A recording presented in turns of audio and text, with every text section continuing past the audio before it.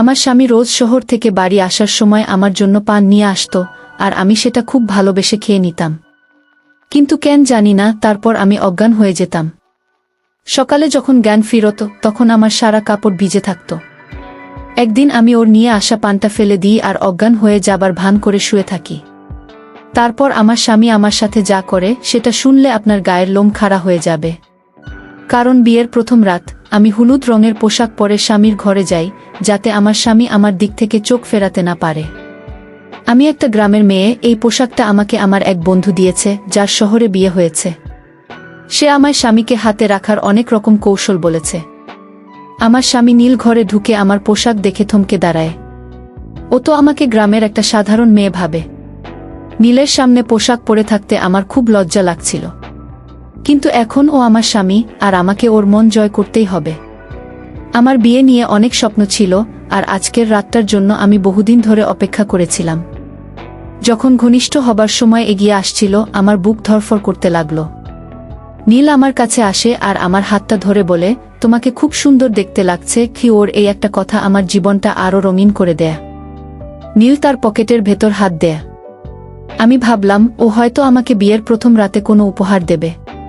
কিন্তু ও যখন পকেট থেকে হাত বার করল, আমি অবাক হলাম। আমি দেখলাম ওর হাতে একটা পানের কৌটা। নীল সেই কৌটাটা খোলে আর বলে, আজ বিয়ের প্রথম রাতে আমি নিজের হাতে তোমাকে মিষ্টি পান খাওয়াবো। নীলের কথা শুনে আমার মুখে হাসি ফুটে ওঠে। ও বলে যে ও শুধু আমার জন্য শহর থেকে এই পান বানিয়ে এনেছে। ও ভালোবেসে ওই পানটা আমাকে খাওয়ায়, আর আমিও খুশি হয়ে খেয়ে নেই। পানটা খুব মিষ্টি ছিল।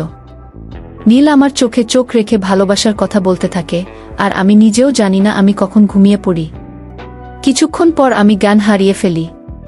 সকালে যখন আমার ঘুম ভাঙে তখন ঘড়িতে 10:30 বেজেছিল। আমার জামাটা পুরো ভিজে গিয়েছিল। আমি ভাবতে লাগলাম, যেই রাতের জন্য আমি এতদিন ধরে অপেক্ষা করেছিলাম, সেই রাতে আমি কি করে ঘুমিয়ে পড়লাম। তারপর আমার নীলের কথা মনে পড়ল। কে জানে ও কি মনে করল কিনা।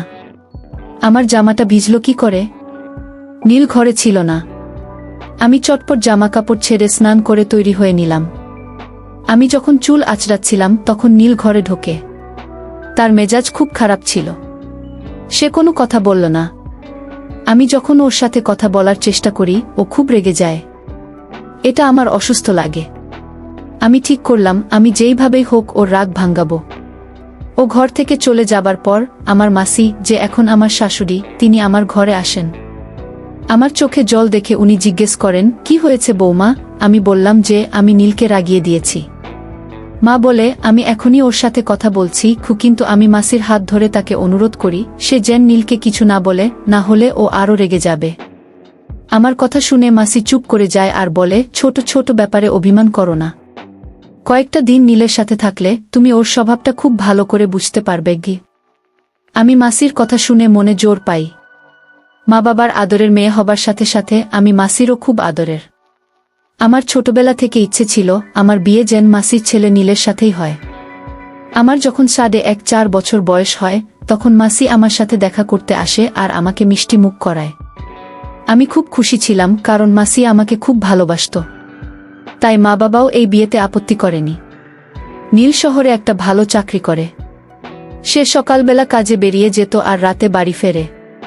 ছেলে রোজগারের টাকা দিয়ে মাসি গ্রামে একটা বড় বাড়ি তৈরি করে। আমার আর নীলের অনেক বছর দেখা হয়নি, কারণ ও বেশিরভাগ সময় শহরে থাকত। যখন বাড়ি আসত তখন আমাদের গ্রামে আসারও সময় পেত না। আমাদের বিয়ে ঠিক হবার পরেও আমার সাথে দেখা করতে আমার গ্রামে আসেনি। এটা নিয়ে আমার মনে অনেক প্রশ্ন জাগে। একদিন যখন মাসি আমাদের সাথে দেখা করতে আমাদের গ্রামে আসে, তখন আমি তাকে কথায় কথায় জিজ্ঞেস করি যে নীল কেন আমাদের গ্রামে আসে না। মায়ের কানে যখন এই কথাটা যায় তখন মা আমাকে একটা চড় মারে আর বলে, তোর লজ্জা করে না নিজের হবু স্বামীকে নিয়ে এসব প্রশ্ন করতে? মাসি হেসে বলে, কেন আসবে না? ওর যখন সময় হবে ও নিশ্চয়ই আসবে। ওর গায়ে এখন শহরের হাওয়া লেগেছে। আজকাল খুব কম কথা বলে। ও আর আগের মতো নেই, খুব গম্ভীর হয়ে গেছে গি। মাসির কথা শুনে মা বলে, যখন ছেলেদের উপর সংসারের দায়িত্ব এসে পড়ে তখন তারা এরকম গম্ভীর হয়ে যায়। আমার মেয়ের এখনো বুদ্ধিশুদ্ধি হয়নি, যা মনে আসে তাই জিজ্ঞেস করে বসে।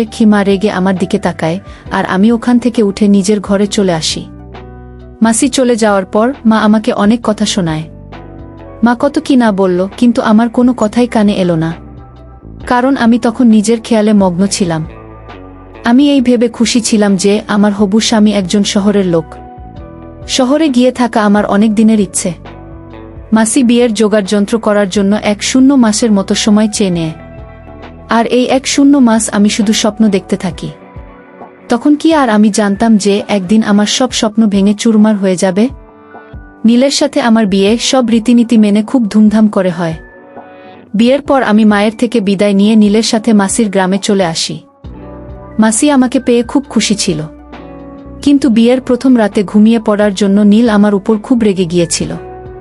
সে সারাদিন আমার সাথে কথা বলেনি। আমি সারাদিন ওর পেছন পেছন ঘুরতে থাকি, কিন্তু ও আমার দিকে ফিরেও তাকায় না। নীল ছাদে গিয়ে বসে রইল, আর তাই গ্রামের মেয়েদের ছাদে যাওয়া বারণ, তাই আমি ওর পেছন পেছন ছাদে যেতে পারিনি। ও রাতের বেলা ঘরে আসে, তখন আমি কেঁদে কেঁদে চোখ ফুলিয়ে ফেলেছি।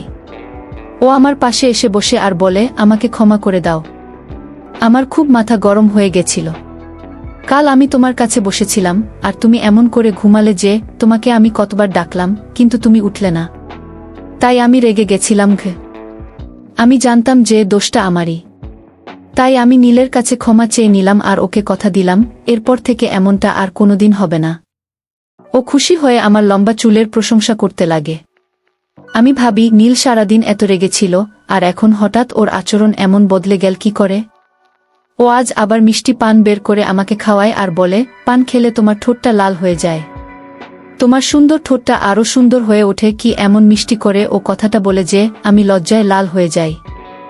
নীল আমার হাতটা ধরে কিছু একটা বলছিল, কিন্তু আমি কিছুই বুঝতে পারছিলাম না। কিছুক্ষণ পর আমি এই পৃথিবী থেকে অনেক দূরে চলে যাই। আমার যখন জ্ঞান আসে তখন আমি দেখি দুপুর 12টা বেজেছে। আমি চটপট উঠে বসলাম। আমার মনে হলো নীল নিশ্চয়ই আজ আবার খুব রেগে গেছে, কিন্তু আমি এটা কিছুতেই বুঝতে পারছি না যে রাতে আমার এত গভীর ঘুম কি করে আসছে। আমার জামাকাপড় পুরো ভিজে গিয়েছিল, আমার শীত করছিল। আমি স্নান করে যখন ঘরের বাইরে গেলাম, তখন দেখি নীল আমার মাসিকে বলছে, তুমি এ কেমন মেয়ের সাথে আমার বিয়ে দিয়েছ? এর তো ঘুম থেকে ওঠার কোনো সময় ঠিক নেই। এর সাথে আমি সারা জীবন কি করে কাটাবো? ও এটাও জানে না যে গ্রামের মেয়েদের সকালবেলা উঠে বাড়ির কাজকর্ম করতে হয়।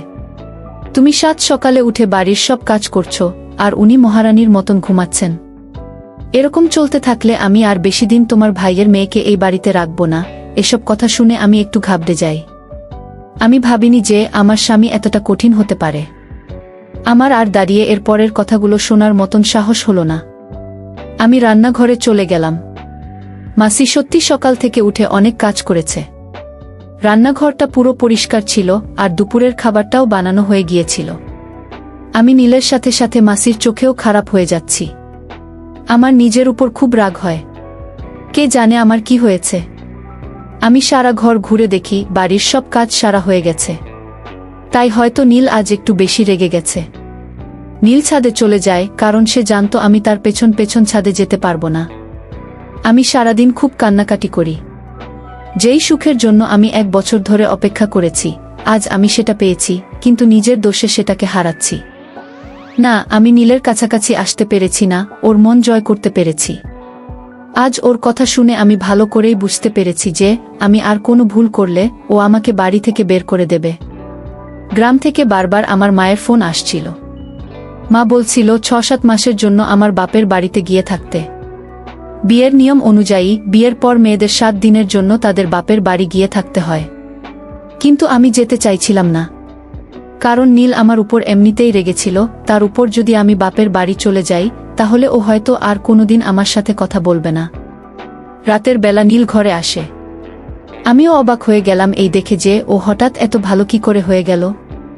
ও আমার পাশে বসে আমাকে জিজ্ঞেস করে, তোমার মা কেন ফোন করেছিল? আমি সব কথা ওকে বলি।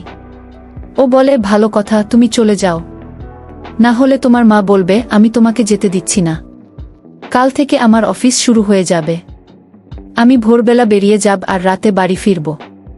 তুমি 1 সপ্তাহ ওখানে কাটিয়ে এসো, আর মাকেও তোমার সাথে নিয়ে যাও।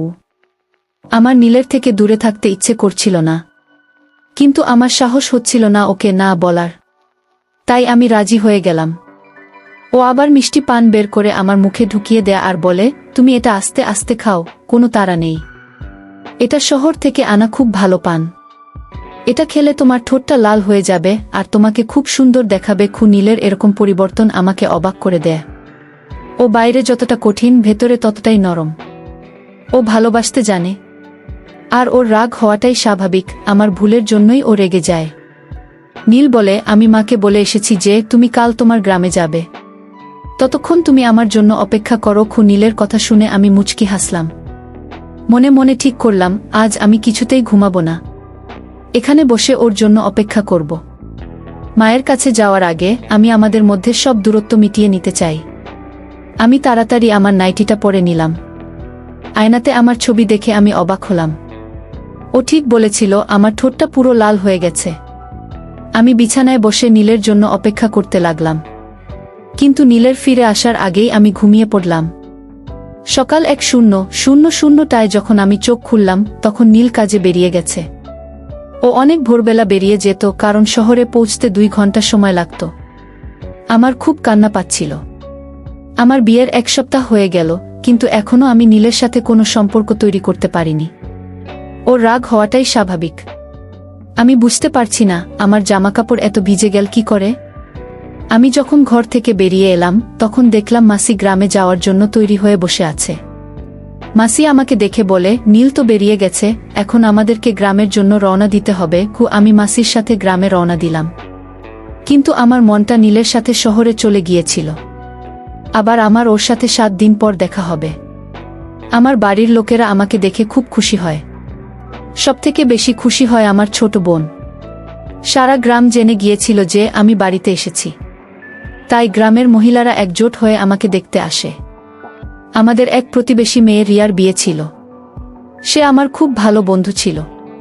আর গ্রামে এসে আমি তার বিয়েতে আনন্দ করার সুযোগ পেয়ে যাই। গ্রামে খুব হইলহল্লা হচ্ছিল, কিন্তু আমার মনটা খারাপ ছিল। আমার নীলের কথা বারবার মনে পড়ছিল। একটা অদ্ভুত ব্যাপার হলো, যবে থেকে আমি মায়ের কাছে এসেছি, তবে থেকে আমার একেবারে ঘুম আসছে না। আর নীলের বাড়িতে আমার রোজ রাতে ঘুম চলে আসতো। আমি জেগে থাকার অনেক চেষ্টা করতাম, কিন্তু পারতাম না। হয়তো আমার নীলের জন্য মন খারাপ হচ্ছে, তাই আমি এখানে ঘুমাতে পারছি না। হলুদ মেহেদি পরানোর দিন আমাদের পাড়ার মাসির ছেলে শাহেদ শহর থেকে আসে বোনের বিয়ে দেখতে। সে ছোটবেলা থেকেই এই গ্রামে যাতায়াত করত। সে আমাকে দেখে আমার পিছন পিছন ঘুরতে থাকে। তার নজর সবসময় আমার উপর ছিল। এটা মনে হয় আমার মাসিও লক্ষ্য করেছিল। আমার খুব ভয় লাগছিল। এমনিতেই এখন নীল আর আমার সম্পর্ক ভালো নয়, তার উপর যদি মাসি এসব দেখে, তাহলে আমার আর ওই বাড়িতে যাওয়া হবে না।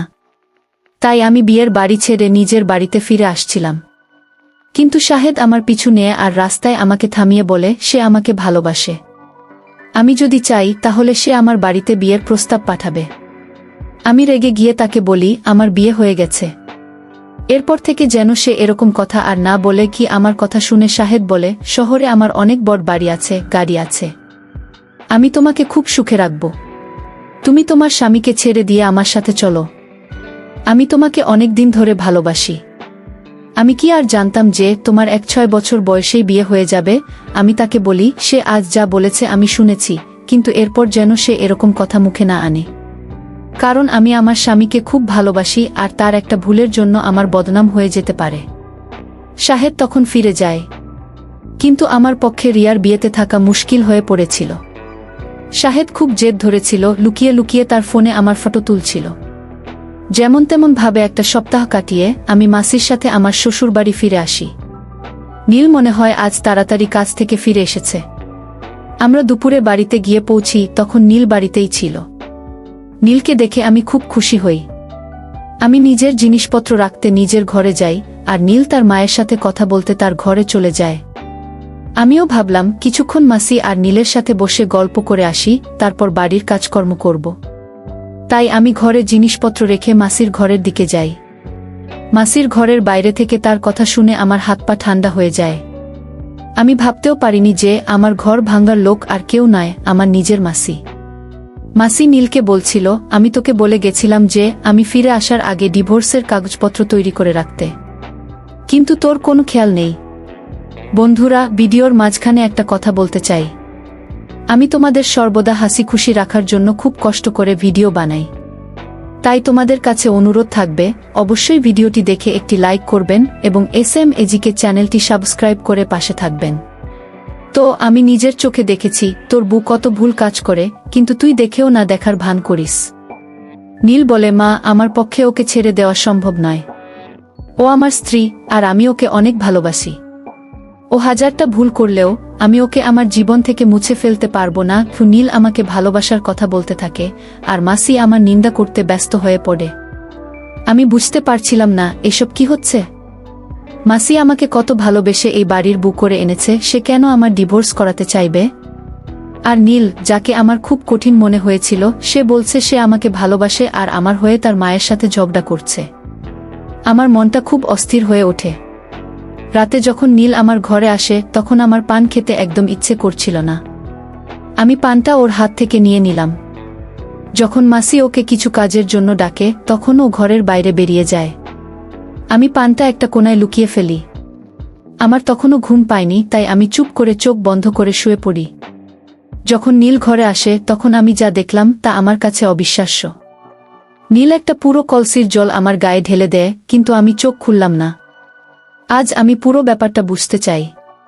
নীল কারোর একটা নাম ধরে ডাকে আর তাকে বলে, ভেতরে এসো। ও পুরোপুরি অজ্ঞান হয়ে গেছে কি। তারপর একটা সুন্দর দেখতে মেয়ে আমার ঘরে ঢোকে আর এসে আমার খাটের নীলের পাশে বসে। তারপর ওরা দুজনে খুব ঘনিষ্ঠ হতে শুরু করে। আমি আর সহ্য করতে পারছিলাম না। আমার গোটা গা ভিজে গিয়েছিল আর আমি ঠান্ডায় কাঁপছিলাম। আমি উঠে বসলাম। আমাকে উঠে বসতে দেখে দুজনে ভয়ে ভয়ে চোখে আমার দিকে তাকায়। আমি নীলের দিকে তাকাই। তখন আমার এত রাগ হচ্ছিল যে আমার প্রাণ থেকে সব ভয় দূর হয়ে গিয়েছিল। আমি নীলকে বলি, আমাকে সত্যি কথা বলো, এই মেয়েটাকে আর পানিতে কি এমন মেশানো থাকতো যার জন্য আমি অজ্ঞান হয়ে যেতাম? তুমি কেন করলে এটা আমার সাথে? আমাকে কেন ঠকালে? আমি একের পর এক প্রশ্ন করতে থাকি। আমার মধ্যে দিয়ে একটা ঝড় বয়ে যায়। নীল মাথা নিচু করে বলে, এই মেয়েটা আমার স্ত্রী। তোমাকে বিয়ে করার দুদিন আগে আমি ওকে বিয়ে করে এই গ্রামে নিয়ে এসেছি। আমি কখনো তোমাকে বিয়ে করতে চাইনি, কিন্তু আমার মা জোর করে তোমার সাথে আমার বিয়ে ঠিক করেছি। কথাটা শুনে আমার মাথায় আকাশ ভেঙে পড়ে। নীল বলে, তোমার সাথে বিয়ে আটকাতে আমি দুদিন আগে নিহারকে বিয়ে করে আনি, যাতে মা বাধ্য হয় তোমার সাথে আমার বিয়ে ভেঙে দিতে। কিন্তু মা আমার কথা শোনে না। মা আমার উপর চাপ দেয় আর বলে নিহারকে ডিভোর্স দিয়ে দিতে গু। নীল নিহারকে ছাদের ঘরে রেখে দেয়, কারণ সে জানত গ্রামের মেয়েরা ছাদে যায় না। তাই সে জানত আমি কখনো ছাদে যাব না। ও ইচ্ছে করে পানে ঘুমের ওষুধ মিশিয়ে দিত, যাতে আমি ঘুমিয়ে পড়ি আর ও আমারই ঘরে নিহারার সাথে সময় কাটাতে পারে। নিহারা শহরে মডেলিং করত, তাই মায়ের মনে হতো ওর চরিত্র ভালো নয়। তাই মা বারবার আমাকে বলতো ওকে ডিভোর্স দিতে। কিন্তু নিহারা আমার প্রথম আর শেষ ভালোবাসা। মা আমাকে নিজে মরার ভয় দেখিয়েছিল, তাই আমি তোমাকে বিয়ে করতে বাধ্য হয়েছিলাম। তখন আমি বুঝতে পেরেছিলাম যে নীল নিহারাকে ছাড়া থাকতে পারবে না। ও আমাকে সব সত্যি কথা বলে দেয়। সব শুনে আমার বলার মতন কিছুই ছিল না। আমি বুঝতে পারি যে সেদিন দুপুরে মাসি নীল আর নিহারার ডিভোর্সের কথা বলছিল, যার আমি অন্য মানে করেছিলাম। আমার এই অবস্থার জন্য নীল একা দায়ী নয়, আমার মাসিও দায়ী। মাসি সব জানত যে তার ছেলে অন্য কাউকে ভালোবাসে আর তাকে সে বিয়েও করে ফেলেছে, তারপরেও সে জোর করে তার সাথে আমার বিয়ে দেয়া। কিন্তু আমি এমন একটা লোকের সাথে সারা জীবন কাটাতে পারবো না, যে অন্য কাউকে ভালোবাসে আর যার জন্য সে আমাকে ঘুমের ওষুধ খাওয়াতে পিছপা হয় না। আমি আমার জিনিসপত্র গুছিয়ে নিলাম আর মাসিকে সালাম করে নিজের গ্রামের দিকে রওনা দিলাম। মাসি আমাকে অনেক আটকানোর চেষ্টা করে। মাসি বলে যে নীল নিহারাকে ছেড়ে দেবে আর পুরোপুরিভাবে তোমার হয়ে যাবে। কিন্তু আমি এমন একটা মানুষের সাথে থাকতে পারবো না যে আমাকে ভালোবাসা দিতে পারবে না। আমি মা বাবাকে বলে নীলের থেকে ডিভোর্স নিয়ে নিলাম। আমার মা বাবা আমাকে খুব ভালোবাসে। তারা কখনোই চায় না আমি এমন একটা লোকের সাথে সংসার করি। পাড়ার মাসির থেকে শাহেদ খবর পায় যে আমার বিয়ে ভেঙে গেছে। তাই সে বিয়ের প্রস্তাব নিয়ে তার বাড়ির লোকেদের আমার বাড়িতে পাঠায়। কিন্তু আমি তাদেরকে বলে দিই আমি এখন বিয়ে করতে চাই না। আমি এখন আরও পড়াশোনা করতে চাই আর নিজের পায়ে দাঁড়াতে চাই। সব বৈবাহিক সম্পর্ক যে সব হবে তার কোনো মানে নেই। কিন্তু কারোর বিয়ে অসফল হওয়া মানে এই নয় যে সেই মানুষটাও অসফল হবে। আমার বিয়ে ভেঙে যাওয়ার পর আমি জীবনে সফলতা পাই, পড়াশোনা করে ভালো রেজাল্ট করি, আর জেলায় আমার গ্রামের মুখ উজ্জ্বল করি। আমি আমার সমস্ত বোনেদের আর মেয়েদের বলছি, তারা যদি বৈবাহিক জীবনের সফলতা অর্জন করতে না পারে, তাহলে সেটা ভুলে গিয়ে তাদের অন্য রাস্তা বেছে নেওয়া উচিত। এমন একটা রাস্তা বেছে নেওয়া উচিত যেখানে তারা সফলতা পাবে। তো বন্ধুরা, আজকে এই পর্যন্তই। ভিডিওটি দেখার পর যদি তোমাদের ভালো লাগে, তাহলে অবশ্যই একটি লাইক করবে এবং কমেন্ট করে তোমাদের মতামত জানাবে। আর চ্যানেলটি সাবস্ক্রাইব করে সাথেই থাকবে।